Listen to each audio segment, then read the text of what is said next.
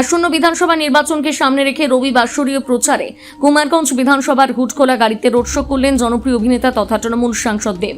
এদিন কুমারগঞ্জের তৃণমূল প্রার্থী তোরাফ হোসেন মণ্ডলের সমর্থনে রোড শো করেন দীপক অধিকারী ওরফে দেব। এদিন কুমারগঞ্জের চক্রাম রাই থেকে রোড শো শুরু হয়, যা কুমারগঞ্জ বাস স্ট্যান্ডে গিয়ে শেষ হয়। এদিন প্রায় 2 কিলোমিটার রাস্তায় রোড শো করেন দেব। এদিকে প্রিয় অভিনেতাকে একবার চোখের দেখা দেখতে কচি কাচাদের ভিড় ছিল সব থেকে বেশি।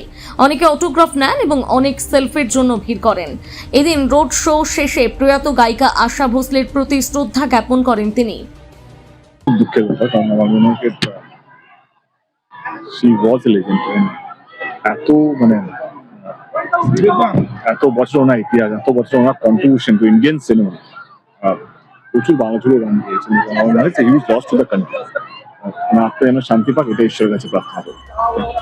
এই বিষয়ে তৃণমূল প্রার্থী তোরাফ হোসেন মণ্ডল জানান, ধরুন আমরা কুমারগঞ্জ বিধানসভায় আমরা সুবিধাজনক অবস্থায় আছি, তবে আজকের দেবের জনসমুদ্র আপনারা নিজেও দেখলেন যে যেভাবে জনসমুদ্র, তাতে আমার এই বিধানসভা এলাকার বিজেপি যারা মনোবৃত্ত হয়ে আছেন, যারা অন্য মনোভাবাপন্ন প্রার্থী যারা দাঁড়িয়েছেন, তারা ধুয়ে বসে আজকে ছাপ হয়ে গেছে।